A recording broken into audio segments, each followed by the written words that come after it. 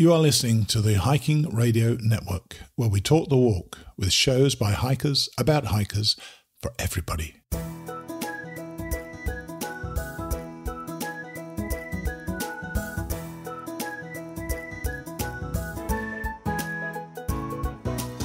Mighty Blue on the Appalachian Trail, the ultimate midlife crisis. Join Steve and his guests every week as he staggers from Georgia to Maine.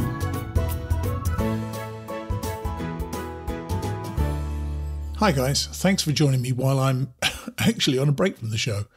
This is Mighty Blue on the Appalachian Trail, and I'm Mighty Blue, or Steve Adams. This episode is coming out on the day I leave for the UK for a tour of England, Wales, Ireland and Scotland, before capping it all off with hikes on the West Highland Way and Hadrian's Wall Path, both of which are in Scotland. So, to that end, I have been furiously podcasting, front-loading about 20 or 30 episodes of all our live Hiking Radio Network shows so that the service can continue unabated. My commentary and my show notes will be shorter, and I won't be individually thanking our donors because, of course, I'm away. Today we have Hope Westall. Now, Hope is currently selling hiking food, and normally that alone wouldn't have drawn me into interviewing her, yet her story is a terrific one, and how she got to where she is now, well, I found it really interesting, and I wanted to tell you her story. And she will resonate with so many of you who are trying to hike any of our long-distance trails on food that is not Snickers and ramen. Hope will be along in a moment. Then we have two of our Mighty Blue class of 2022.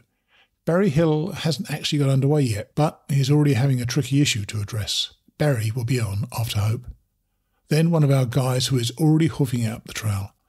I caught up with Dave Burge on Monday morning, and as you'll hear, he's through the Virginia Triple Crown, yet Dave too has had a tricky issue to give him some pause along the way. So let's get on and meet Hope Westall, or Everest. Well, we've got a fascinating woman on the show today. She's kind of living her life, taking an alternate route. This is Hope Westall. Hey, Hope, thanks for coming on the podcast. Hey, great to be here. And it's good to have you. And in fact, you were introduced to me by a friend of ours, Barry Hill, who met you some time ago, and he thought you'd be an interesting guest, let's say. So let's see how that goes. And your backpacking life is just an extension of an adventurous spirit, isn't it? You claim to have been living a non-conventional life since college, with travel and adventure very much part of it. Who gave you this wanderlust in the first place? Yeah, so growing up, I was kind of off the grid a little bit, where I lived in West Tennessee and didn't get a lot of access to outdoor activities, hiking, climbing, any of that. I didn't even go on my first camping trip until late into college. So whenever I moved to East Tennessee to go to school and do my undergrad at the University of Tennessee, I started realizing that the Great Smoky Mountains was an exceptional playground, and it was right in my backyard. So that's where I started kind of getting involved in that aspect of things, and it was really cool to kind of discover all of that. So why did you have this? Did you have a sheltered life when you were younger? Or did you just grow up away from everything? Yeah, it was a really small town. It was a town of about 7,000. The road I grew up on dead-ended into the Mississippi River. My neighbors were basically cornfields and soybean fields, depending on the year. So, which is great for kids to be out playing. I'm sure you were outside most of the time, weren't you? Yes. I did spend a lot of time outside in the woods and just kind of walking around, but nothing ever like a conventional way. Like, it wasn't like there's a hiking trail, let's do that. It was kind of just wandering through the cornfields in the woods behind the house. So, yeah, but the AT wasn't at all on your radar until about, I think it was 2010, when you say you struggled up Mount LeConte in the Smokies and with just your body weight, as you say. I can see there's not much of you anyway, so that was obviously a struggle. First, what were you doing climbing a mountain? But more importantly, who did you meet up there? Yeah, so I had discovered the Smokies, and then somebody had told me about Mount LeConte, and it was like this huge mountain in the Smokies, and I was like, I can do that, for sure I can do that. So I think I went up the Alum Cave route, and that's the shortest route to get to the top. It's just over 5 miles, I think. And it kicked my butt. Every minute of it, I was struggling. I was like, oh my God, what kind of people do this for fun? Like, this is so hard. And then I get up to the top and I see this lady who is significantly older than me carrying a backpack that I've never seen anybody wearing a backpack this big before. And I was like, what are you doing? Why are you carrying that? And she's like, oh, I'm just on like a side trip. I'm hiking the AT right now. And I was like, what is the AT?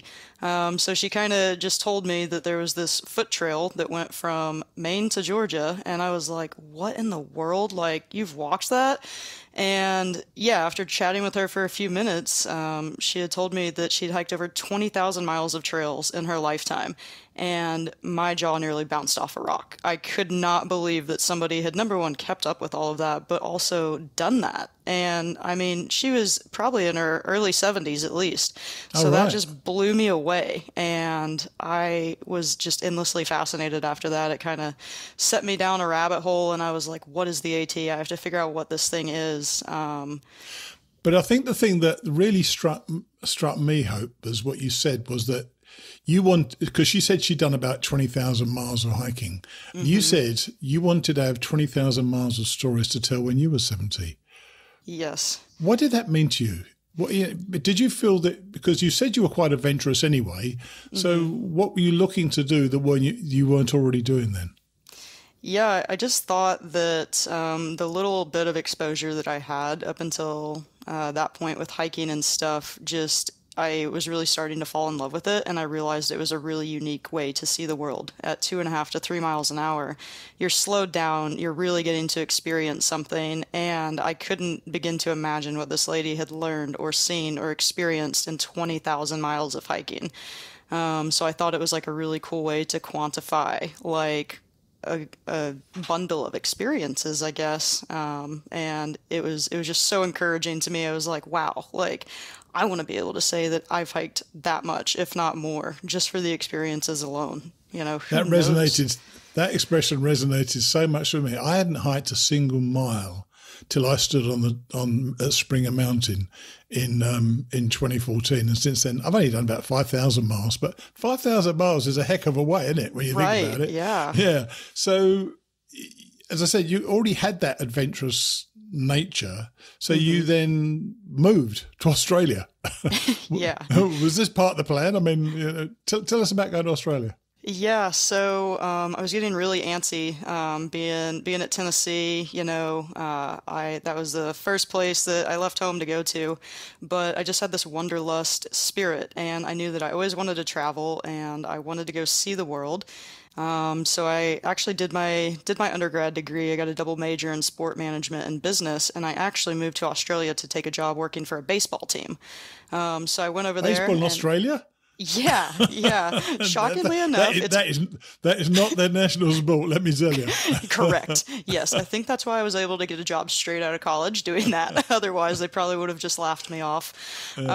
So yeah, there was only 6 teams in the entire country, and so I went and moved to Queensland and lived in Brisbane and did that for a while, and it was affirming that that's exactly where I wanted to be and what I wanted to be doing. The draw of the unknown and not knowing how a situation is going to play out. Like, I love that. I don't like predictability. I don't like it when there is something that's just set out and is like, this is your path. You're going to follow it. This is what you're supposed to do. Like, I don't fit into that mold too well.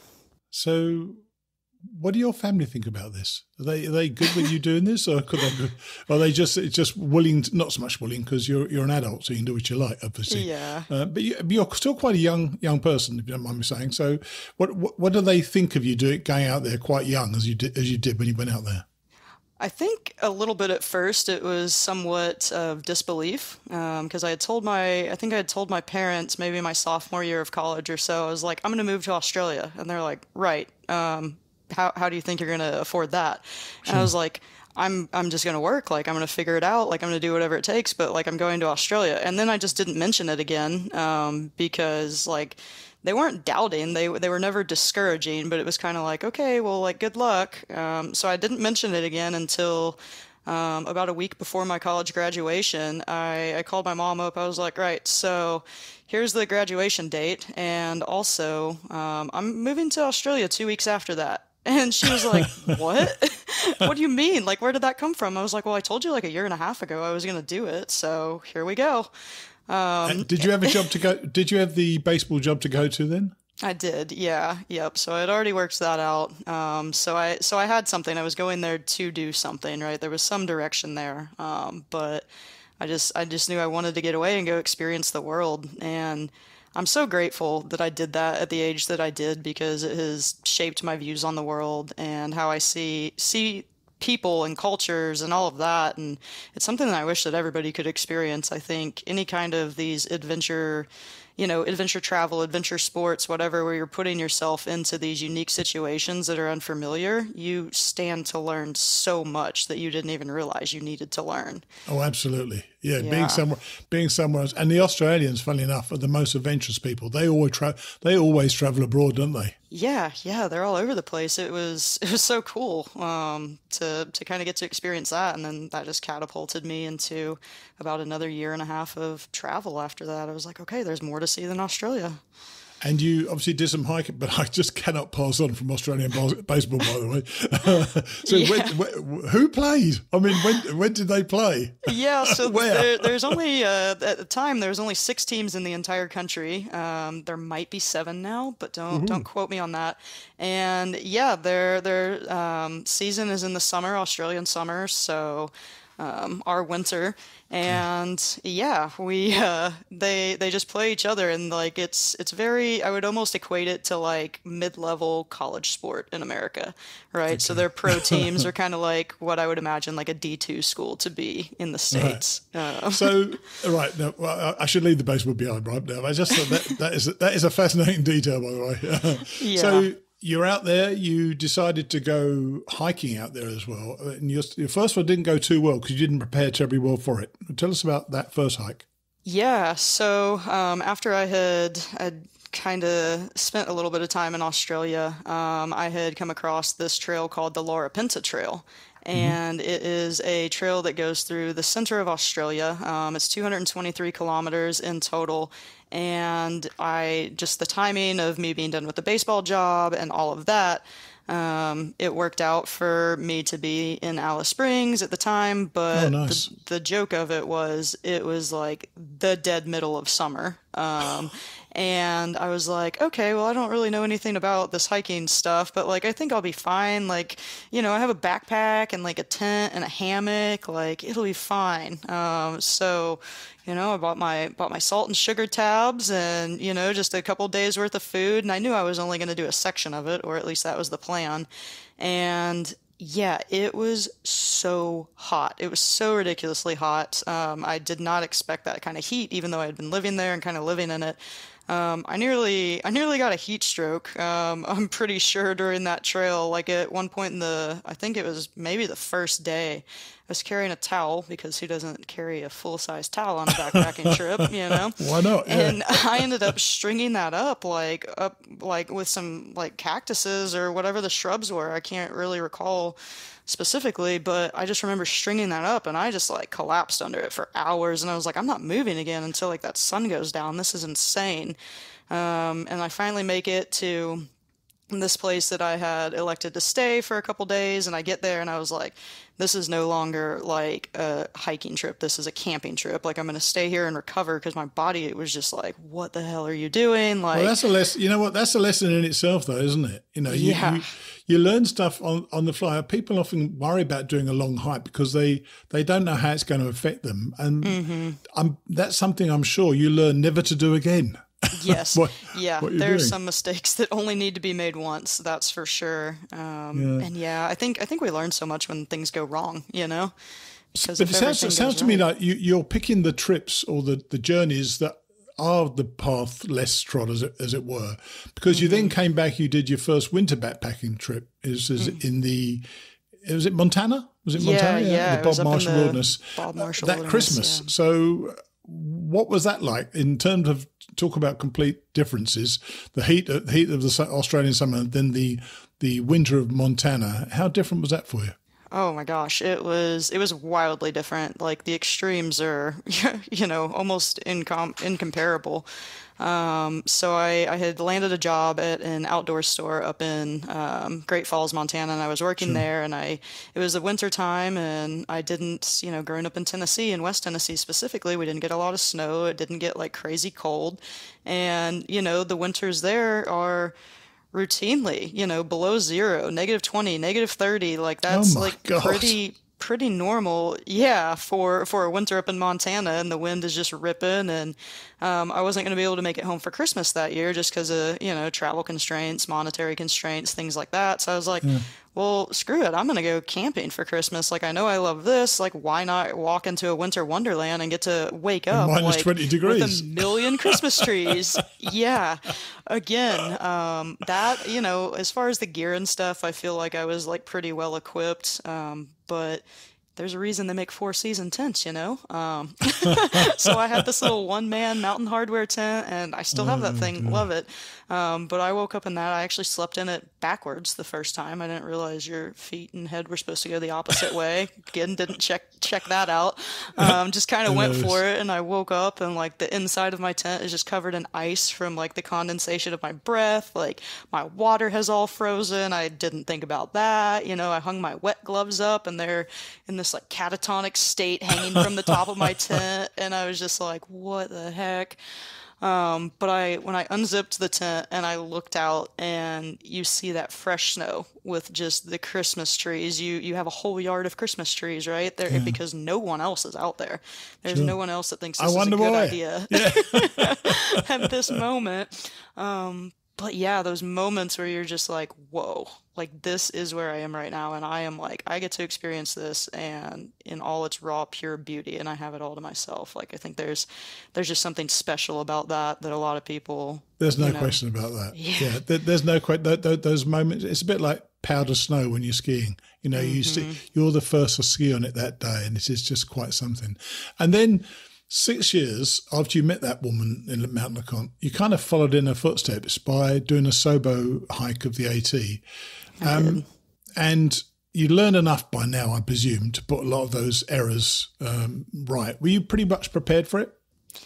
Yeah, I think so. By the time I realized that the AT was going to be able to be something that I could attempt, I had spent months planning. I had gotten really into the physical training. I had planned out all of the meal drops and just bought a bunch of food in advance and done all of that. Like, I planned it to a T, essentially. I spent a lot of time on the gear, but again, that trip was something a little different because I think everybody starts, at a different spot.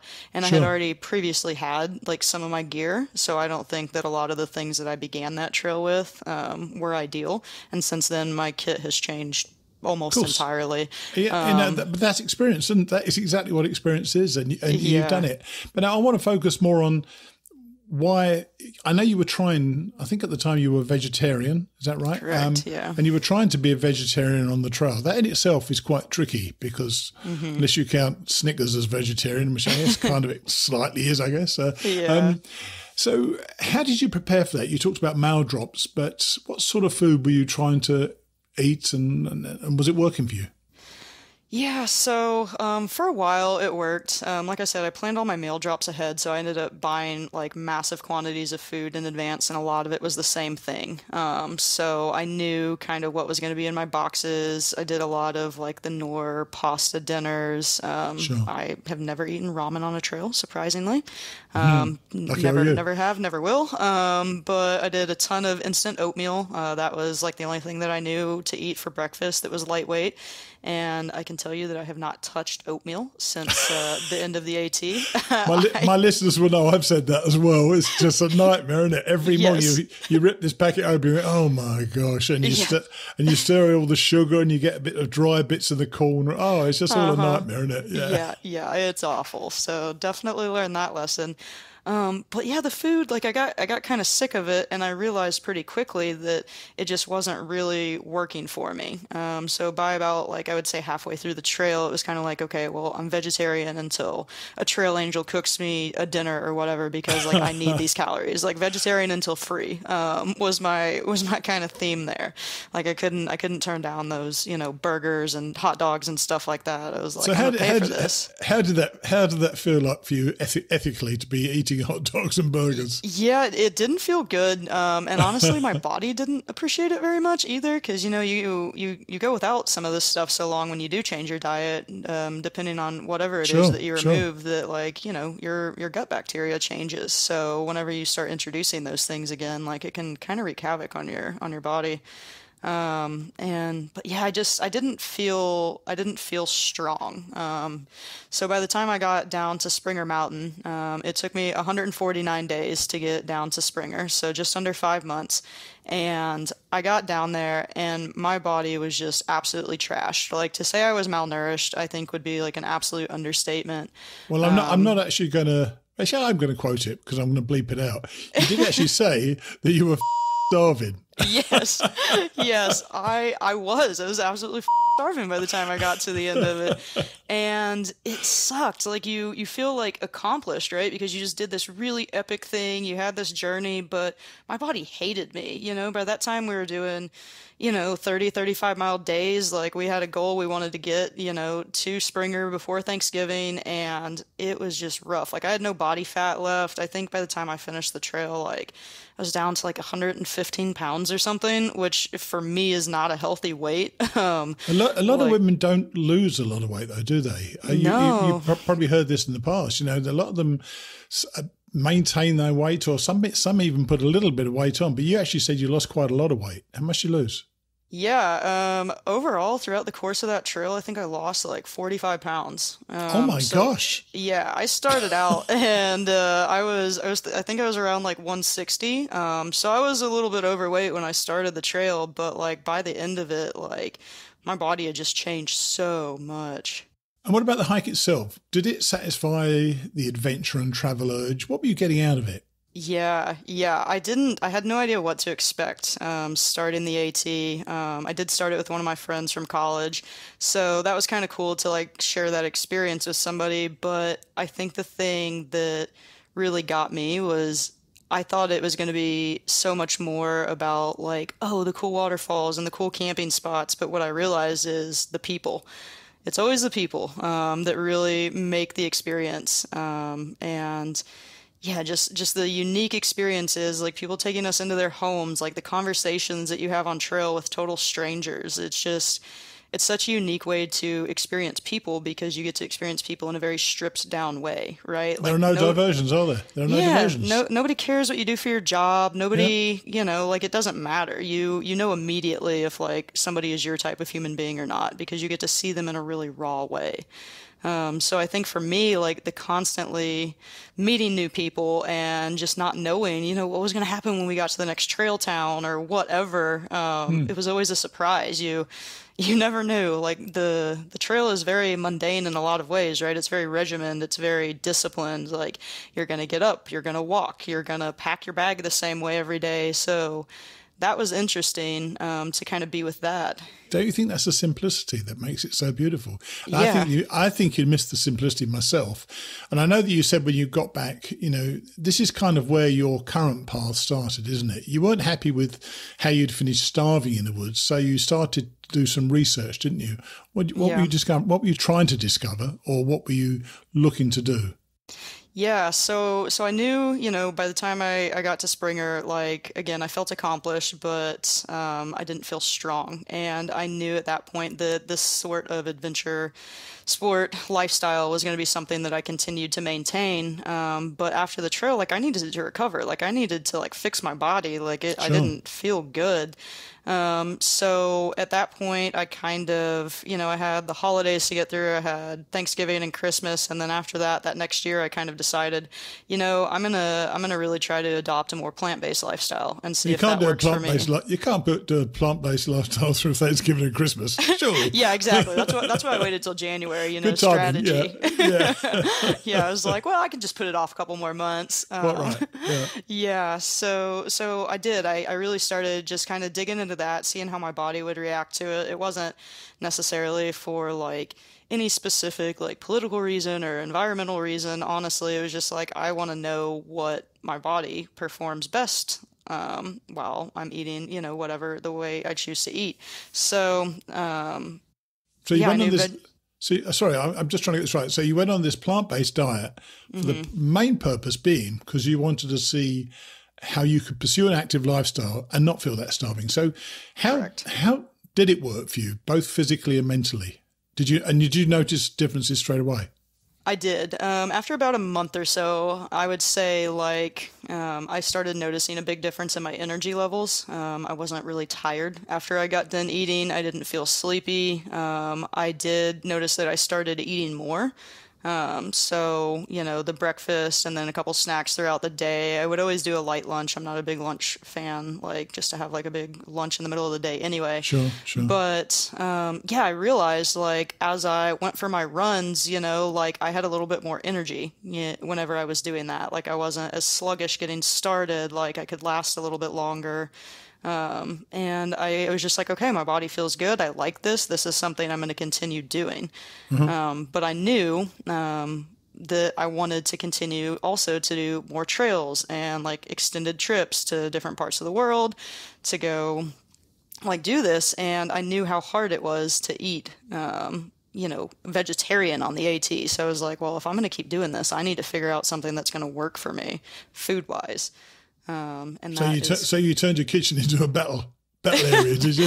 That's it. Yeah, the kitchen turned into a war zone. At that point, I had kind of relocated to Colorado, and so that was in 2018, and I had realized that 2019 was going to be another big adventure year. So I basically was like, cool, I want to eat this way. I know this is how I feel good. I know this is how I perform well. So yeah, I was like, I'm just going to start dehydrating all my own food. This makes sense.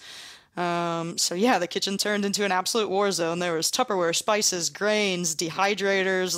It looked like a freaking joke if you walked into that house at any given day. And it always smelled like something new. You never knew what the smell was going to be emanating because who knew what I was trying to dehydrate that particular day. So what were you just doing these for you at the time and were you trying to make these work for you? So Tell me the process. So what happened? You were dehydrating stuff, try them out, thought, I didn't like that one, I did like that one. Was it a real suck it and see sort of thing? Yeah, that's exactly what it was. It was just kind of like trial and error. I was like, okay, well, I would love to have some Thai curry in the backcountry, while I'm sitting on the summit of this 14er, how am I going to make that happen? So I would start to develop a recipe and see, I wanted to have anti-inflammatory ingredients. I wanted to have high-fat ingredients, but sometimes a lot of those don't translate really well when it comes to the drying process. Right. So I would essentially just make the meal, dehydrate it, and I would take it on my adventure, and some of them worked and some of them didn't.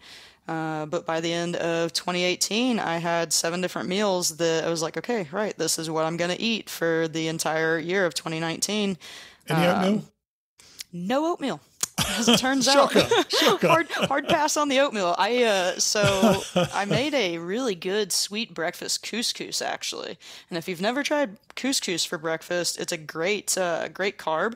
And yeah, you can just add some powdered coconut milk to it, a little fruit and nut mix, and God, it's so much better than oatmeal. And it is higher everything energy. is better than oatmeal. You're so right. There is nothing worse. So you mentioned already 2019 was going to be a year for massive adventures. So tell us about your adventures in 2019. Yeah, so that year, the big kickoff was I had my eyes set on a summit attempt of Mount Kilimanjaro over in Tanzania. Nice. And thankfully, I ended up being successful at that. So I made it to the top of that on January 15th of 2019. In a blizzard, apparently.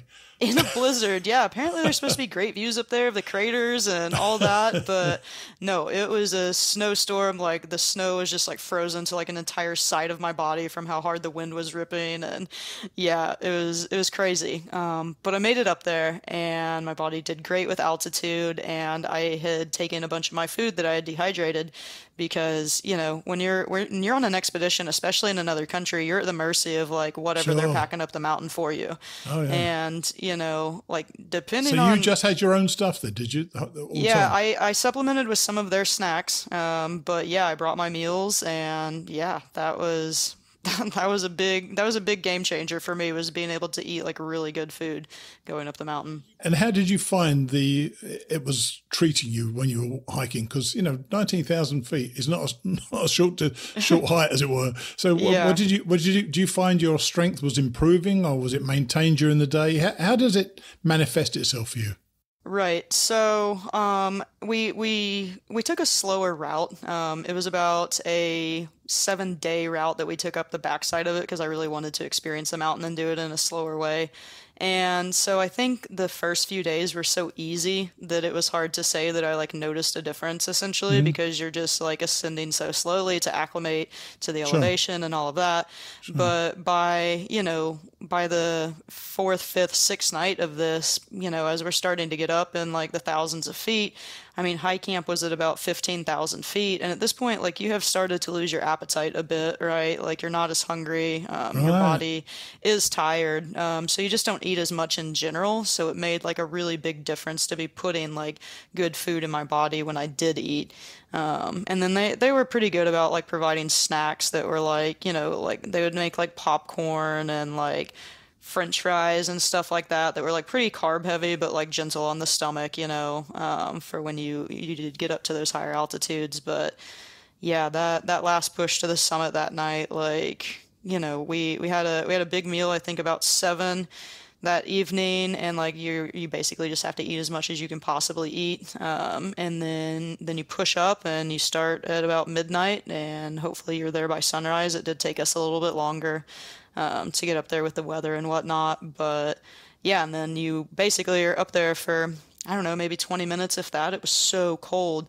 So bet you it turn was, around yeah. and you cruise back down to high camp, which is again at like 15,000 feet. So you've already, you've got almost 10,000 feet of elevation change under your belt then. And then you basically get to take like a 30-minute rest, and you need to ascend like another 7 to 8,000 feet that day. So. Wow. Yeah, by the end of that summit day, when we were back down at lower elevations, it was just like, oh my gosh, like your body had been through the ringer, but knowing, that I had like good food to come back to, like that's just something to look forward to, that like really catapults you and kind of pushes you through. And I feel like my body bounced back pretty quick after that. I woke up ready to go.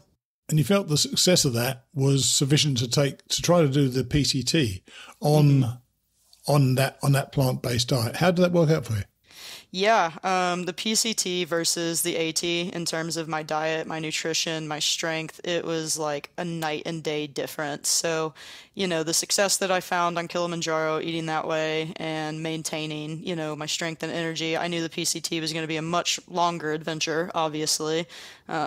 Nearly 2,700 miles is very different than 7 days up and down a mountain. So yeah, I mean, exactly 2 months later, I was standing, at the U.S.-Mexico border. I did the PCT northbound, and I knew going into it that it was going to be a high snow year. And I was like, okay, this is going to be good. This is going to be fine. That ended up being 2 months longer than I had expected. Wow. So, just because of all the snowpack and whatnot, but by the time that I finished the PCT, like I had basically, you cut like a little bit of body fat, obviously, but I maintained my weight like almost throughout the entire trail. I had eaten my food exclusively throughout the entire trail. People were trying to buy dinners off of me. And I was like, there is a fat shot that you are going to get me to give up my like sweet potato dal for that like crappy bag of ramen. I don't think so. Like you can keep your mashed potatoes too. I don't want those. And so you finished. So when you finished, without, and once again, I'm not going to even bother saying it. You weren't starving at the end of your PCT hike. Yeah. And Do you feel that the hike itself justified the choices you'd made food-wise, and this was something that you could do something with? Absolutely. Yeah, I had so kind of the big pinnacle with what happened with like the catapulting, turning this food into a business was I had a bunch of extra meals and I ended up sending them up to PCT days, which is similar to AT trail days. And I handed them out to hikers, but I wanted to meet a bunch of people that I didn't know because I wanted an honest opinion on my food, because the people I was hiking with were like, this is so good, you should do something with this. And I was like, nah, this is just like for me, for my adventures.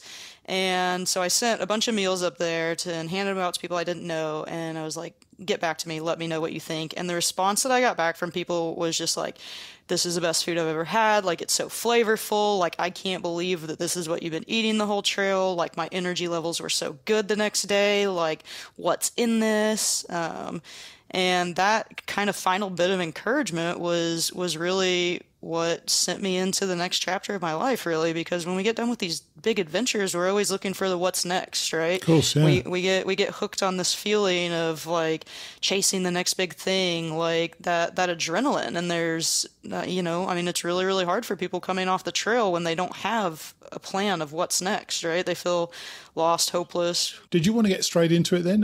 Once I'm not saying that's why you necessarily did the hike, but was the hike sufficient?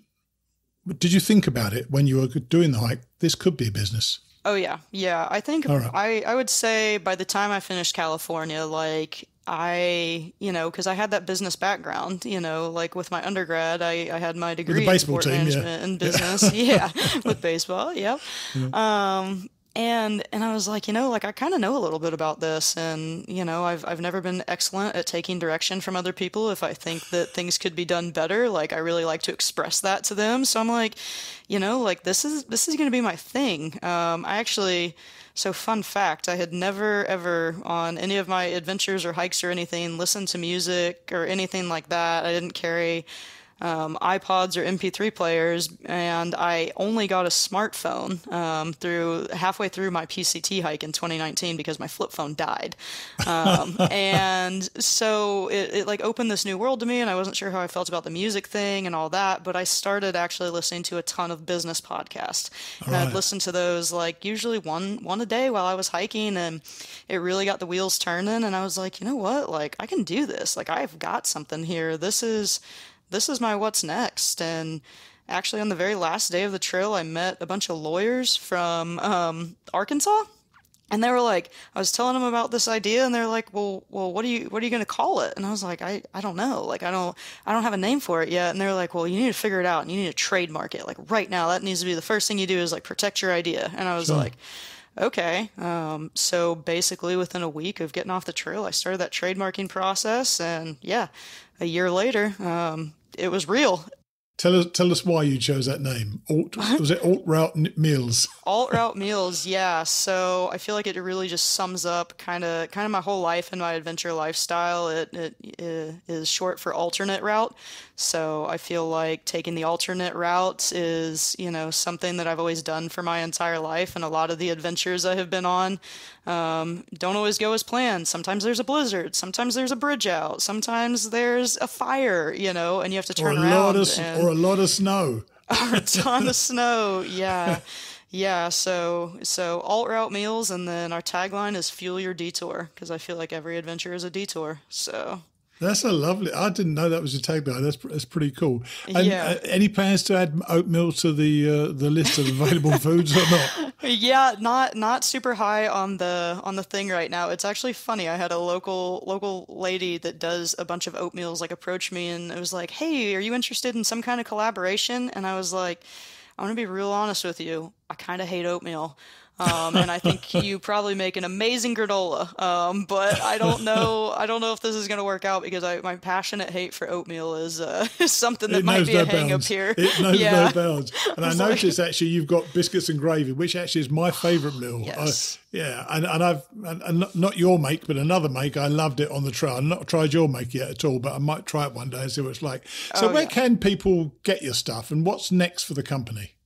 Yeah, so this year we've had a ton of growth and we're kind of expanding just in retailers. So we're based in Tennessee. We're headquartered in Knoxville, Tennessee. So we've got retail locations in Memphis, Nashville, and Knoxville at this point. And then the Nice. majority of our sales are online. So the website is just www.altroutemeals.com. And we ship everywhere in the U.S. Typically, it's 2 day shipping on everything. So always plan ahead as much as you can for your adventures, but I got to we'll tell get it you, to you. I was looking at the website this morning, and it's not desperately expensive. Some of these can be quite expensive, can't they? So Yeah. that was interesting to me. And you can buy little bunches of meals as well, can't you? To Yeah, we've got to some a whole trip bundle and so on. packs, sample So packs. you don't still make it in your kitchen, do you? No. So we're using a commercial kitchen, and yeah, so we're renting that from somebody right now. But hopefully by the end of the year, we're gonna own our own building. Oh my gosh. So we're excited about the growth. We're in an REI store now. We're in a Dick's Sporting Goods store. We've got some big partners that we're getting in with. So things are growing fast. Things are growing much faster than I anticipated them growing. Because our 2 year anniversary isn't until September 25th of this year. So people are responding well to it, and people are excited about it. It's a good quality product. So. Right. Well, look, I'm going to try some out if I can find some somewhere. I don't know if I can find them locally in my REI, but I'll try some out, and I'll tell you honestly what I think. Okay. Yeah, please do. Yeah, I'm looking forward to it. Those biscuits Okay. and gravy will change your life. Oh, absolutely. Yeah, it did actually. It did first time. So I'd like to see what yours is like as well. Okay. Yeah. Well, lovely to have you come on the show. I've said this in the past. I don't bring people on just to advertise their product. I do bring people on who've got a story to tell. You have a story to tell. And the fact that you've segued into a career, which is great, and it's still associated with hiking. So best of luck to you, and I appreciate you coming on. Yeah, cheers. Thanks for the time. It was great speaking with you. Cheers then. Bye. See ya. I wanted to have 20,000 miles of stories to tell at 70. Meeting people and listening to their stories, letting them impress upon you what they've done, and not in any boastful way, can have a monumental impact upon your life if you're ready to listen. You just heard how the whole trajectory of Hope's life was altered with that single encounter. And I've often said that a long-distance hike makes you a better problem solver. Hope knew that she felt bleeping starving and did something about it. Trial and error is always the best way. Now, Barry Hill. If you recall, I first met Barry at our Woods Hole weekend. He's a quiet, self-effacing ex-cop who has had this hike on his mind for several years. Let's listen to him now as he faces a difficult upcoming month before he starts in early April. Here's Barry. Hey Barry, how are you? I'm okay. How are you, sir? Yeah, you sound a bit glum actually. So it's March the 3rd. Yep. Thursday, March the 3rd, we're speaking. I'm taking a note of when we're actually speaking, and you're due to be hiking on the 8th of April. But I know your preparations have been, let's say, you've had a few problems. What's going on? Well, I have learned a lesson that if you find something that works for you, don't be looking elsewhere. Okay.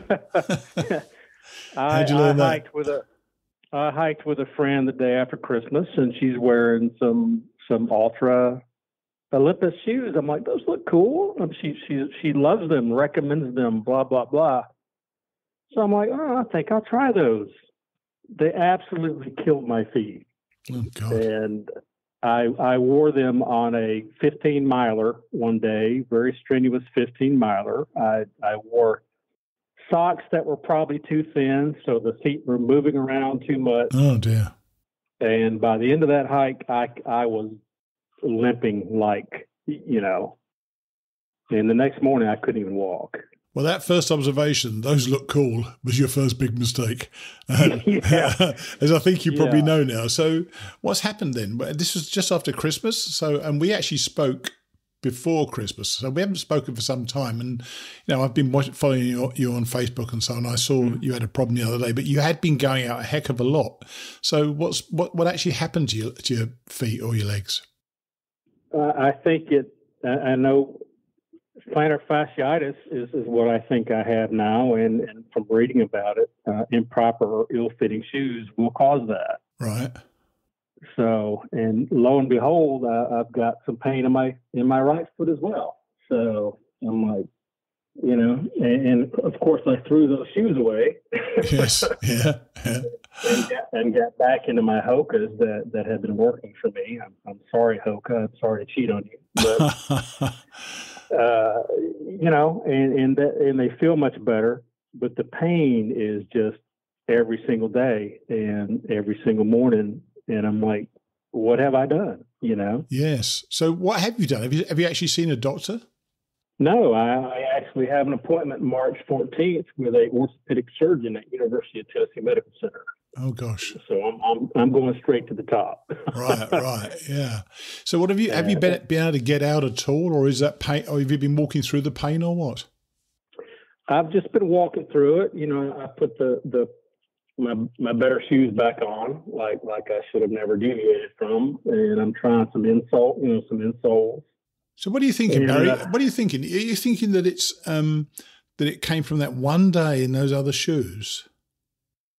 I really do. I've had a touch of it in the past, but it kind of went away. I had a touch of it in 2017, and I've had some heel pain in my left foot in the past, but it comes and goes. I know you're on a lot of the Facebook, or a number of the Facebook sites. I've seen you on them with your great pictures, by the way. You've put some amazing pictures up in the last couple of months. Thank you. I enjoy that. Yeah, I'm sure you do, and it shows that you enjoy it. So, how have you told? I know you mentioned the other day on a Facebook post that you had PF. Did anybody respond and give you ideas what you might be able to do with it? I have a friend that's an amazing nurse in Florida, and she hiked in 2019. She hiked the entire trail. Right. And she has suggested pretty rigorous and regular stretching, which I've been doing for the past 4 days. Right. And frankly, they do feel better. It really does feel better. There's less pain in the morning, when I first get up. So I am stretching on walls, curbs. I actually bought a device that she had that I can use here at home. I'm just stretching my head off. Yes. And it does feel better because I've never been a stretcher in the past. I just get out of the car and go. Yeah, Barry, hang on. You're 60 soon, aren't you? Yeah, I'm 60 right. now. You're 60 now, are you? Well, so, and I'm 70 this year. Getting older, getting out of bed with a pain or an ache in the morning is pretty regular stuff for most people at this age. And you know what? When you're on the trail, you will. Something I noticed. When you have a pain, you people say walk off the pain, and what you do, I think you just replace it with another pain. Something else hurts elsewhere, and the bit that was hurting before doesn't hurt so much. So when you get on the trail, ibuprofen and things like that tend to help. Have you been taking anything with it at all? I have not, on purpose, because I just want to see what it really is. I don't want to mask it. So, and the question is, do I go to the doctor? I actually have a physical therapy appointment on the same day through my regular doctor. Okay. So I'm addressing it as soon as I can and doing what I can. But do I, continue and just stretch every mile or two and just earn a trail name there, or? I'll stretch. You could be good. Yeah, that's usually reserved for tall, skinny people. But hey, Yeah, go for it. But I have been guilty of not stretching, and I tell you what, I'm learning a pretty valuable lesson here to not deviate from the gear that works for you. Sure. Don't look at the flashy thing that somebody else has. Now I know and to stretch. I know that the start date, April the 8th, is particularly important for you. So you've still got a month to prepare, and hopefully the next time we speak, you will have started and be on the trail. Are you starting to doubt whether you'll be there? It's creeping in. Yeah. I mean, do I go for it and just deal with it, or do I risk it becoming chronic? I think if it's plantar fasciitis, as I understand it, it is, it does go away and it can be cured to a degree. It's not something you're going to have to live with forever. And as I say, when you get out there, you will want to mask it, by the way. Ibuprofen is a wonderful invention. I was always told off for taking too much ibuprofen. I took 2 for breakfast, two for lunch every single day because it was part of the thing, because you're going to find whether you hike, and you've hiked 1,500 miles on the trail. So you've done lots of the trail anyway, but you do this continuously for 6 months. There'll be things that happen to you and injuries that happen to you you're probably not expecting, but it will happen. Sure. And when it does, the way to get rid of it is ibuprofen generally. So, I wouldn't worry too much about that. And I think really with a month still to recover, fingers crossed and touch wood and all those good things. I hope you are able to make it. How's it make it?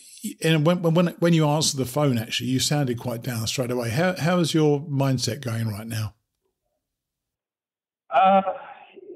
Well, I didn't mean to sound that way, but I'm just, I'm looking forward to seeing what the doctor says. Because right now it's just, my head's just going all over the place. Yeah, sure, yeah. When are you actually seeing the doctor? When are you seeing the doctor? March 14th.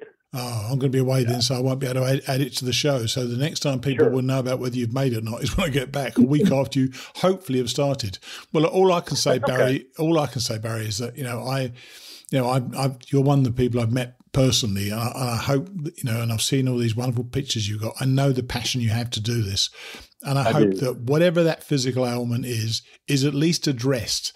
And if it's addressed sufficiently, you should be okay to be out there. So I'm definitely on your side, man, and I'm looking forward to catching up with you when I get back, okay? Yeah, I'm definitely going to address it, and we'll do our best and go from there. So. Okay, man. Well, have a good journey, hopefully, and I will speak to you the week I get back, all right? I'm looking forward to it, Steve. Thank you. Okay, buddy. Take it easy. Bye-bye. Bye. Geez, I hope he makes it. That date is very important to him. So I'm sure that if he doesn't make it, it will only be after he's tried everything to get out there. I really hope that I'm talking to him from the trail the next time we speak. Finally today, I caught up with Dave Burge, who is tearing up the trail, having started at the very start of the year. In fact, maybe even it was the end of last year. Here's Dave Burge. Okay, we're back on now with Dave Burge, who is far and away ahead of everybody else of our class of 2022. Hey, Dave, how are you? I'm great, Steve. How are you? I'm good, thank you. I'm going away myself. I'm kind of getting quite buoyant about my upcoming trip. And this is now Monday, March the 7th. And this is our latest and last update with you for about 5 weeks, I suspect. So we last spoke, you were on the way to see your mother. I think you had got past Damascus. Where are you now? And how have the last few days been? Oh, the last few days have been fantastic. I'm in Waynesboro. I am zeroing today because my wife is on the way here to meet me today. Nice. So, I'm really, I'm loving the Virginia trails. The way I think about it, there's kind of 3 things that go into mileage, and that's the terrain, the pack weight, and your legs. And yes, of course, cool. by this time we've got our legs, and the terrain in Virginia is a whole lot gentler than North Georgia. It's lulling you into a false sense of security, my friend, let me tell you. So what's it? I'm just thinking, is this it's not the first time your wife's come to visit you, is it, or not? Well, I saw her for a day when I went to check on my mom, but yes, this is the first time that she's come to meet me on the trail. So, and I remember what it was like for me when I was visited in 2014. So you get off the trail and it's they don't really know what you're doing and they can't relate to you in many ways. Are you looking forward to this? I presume you are looking forward to seeing her. Is it something that? Does it give you any anxiety to get off trail for a while? I know I started to get anxious after a couple of days off trail when my wife came to visit me. Yeah. My wife is very understanding about the time. She knows that we both get antsy when we're not doing what we're supposed to be doing. And I think she knows that, she doesn't want to keep me off the trail for a long time. So This is basically a 1 day. Right. I'm at the hostel. She's on her way here. We're going to stay the night at a hotel, and then the next day, it'll be late in the day, because what I did is I had them. I got in a day earlier. I kind of pushed some miles, and I got in a day earlier here, and I went up to Black Rock Gap, which is just shy of a shelter. Hiked slack packed 18 miles back to Waynesboro yesterday. Right, so nice. I'm ready she can take off later in the day tomorrow, and they can shuttle me up there. It's only like 2 miles to the shelter. So that's the way we set it up. So I get 2 days with her. What mile are you at now then, Dave? Well, Waynesboro is 864. Right. And I've basically hiked up to 882. Right. And we've talked obviously a little bit about your journey, but not a great deal. But of course, you've been through the Virginia Triple Crown of Dragon's Tooth, McAfee Knob, and Tinker Cliffs. Tell us how that went. Well, I had coming up over that mountain where the Audie Murphy Memorial is, just before Dragon's Tooth. Yeah. It was very touching, that, by the way. Don't you think that's a very touching memorial? I think it's beautiful. Well, I couldn't go see it because I'll tell you, that day was so weird. I woke up, I forget the shelter that I was at, but it was a fairly long day. It seems like about 18 miles. But what happened was it was raining pretty solid, but it was warm in the morning, and the temperature plummeted throughout the day. When I was at the split from the trail where I could have gone to see the Audie Murphy Memorial, it was sleet, snow, and rain combination, and the wind was blowing. And as you know, when you walk off of that mountain, that ridge is very exposed coming down to Dragon's Tooth, and that was miserable. Contrast that with the next day. We'll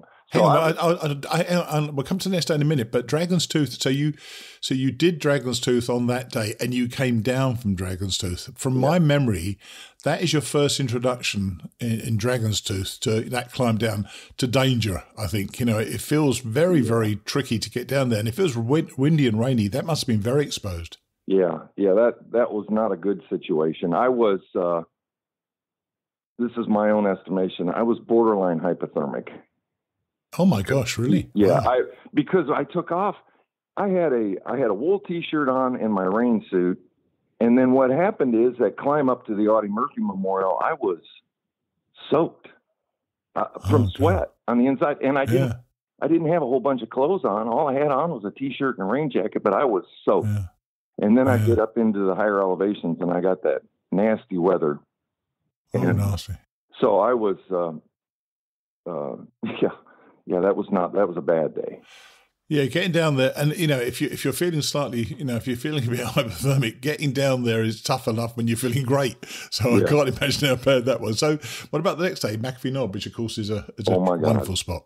That was between Grayson Highlands and McAfee Knob and Tinker Cliffs. I think people underestimate Tinker Cliffs, but I'll get to that in a minute. I totally agree. So anyhow, I wake up to a bright sunny day the very next day. I mean, it was gorgeous, and hiked up to McAfee Knob. And the whole thing, first of all, it was a Friday. There were there was nobody around, which was a bad thing because I couldn't get the iconic picture. But I'm telling you, when I walked up to McAfee Knob, it brought tears to my eyes. I mean, it was gorgeous. And then the short run, it's about 6 miles to Tinker Cliffs, I think. Yeah. And less than that, I think. It feels like less than that, but it's magnificent, isn't it? Yeah, it's just a ridge walk over to Tinker Cliffs. Yeah. And, right along that edge, and it was beautiful. I just loved it. Yeah. That was, Grayson Highlands and the McAfee Knob Tinker Cliffs was like those have been my favorites, at least in Virginia so far. Yeah. So this hypothermic episode, let's say, have you adjusted your clothing? Because, staying dry, as everybody knows, I think this, I'm useless at staying dry. You're either wet on the inside or wet on the outside, aren't you? Yeah. And if you wear these things for more than 15, 20 minutes, the word waterproof is just a lie, isn't it? It just doesn't keep anything out at all. Have you adjusted any of your clothing since then? Well, and once again, your experience, you were absolutely right. When I was, middle of February, when I was going to dump my real cold weather gear, that would have been the wrong thing to do.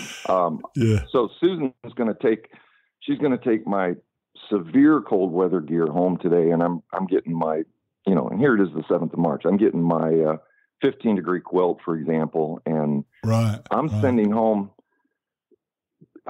My answer is yes. I am adjusting my stuff. I wanted to make sure I was protected against, the rare -5 day and all that stuff. So I'm actually sending 7 pounds of stuff home. You're going to feel the benefit of that, man. I tell you. Yeah. So I'm feeling better about sending some of that stuff home and rocking on. Yeah, it's cool. Okay, man. Well, look, I'm going to be away. This is now Monday, March the 7th. I'm going to text you on probably Monday, April the 18th, I think it is. So I'll text you on that day or maybe the day before. So I arrive home the day before. And I just wish you well on the rest of your journey. Thanks for sharing it with us so far. You'll be able to report to us what it's like further north you go, and the way you're going, you're going to be really getting up there by then. So I wish you well in the next 5-6 weeks, and we'll speak when I get back, okay? All right, Steve. Thanks a bunch. Okay, buddy. Thanks a lot. Bye. Bye. It's funny, when we were talking, I got the distinct impression that Dave was reluctant to talk about that near hypothermic situation. He obviously doesn't want to get an earful from his nearest and dearest, but, the mountains can be unpredictable. So we all need to pay attention when we get too hot and too cold. So that's it. Next week, we're going to be hearing from Bonita Kurtner, or Mother Goose. Have a great week.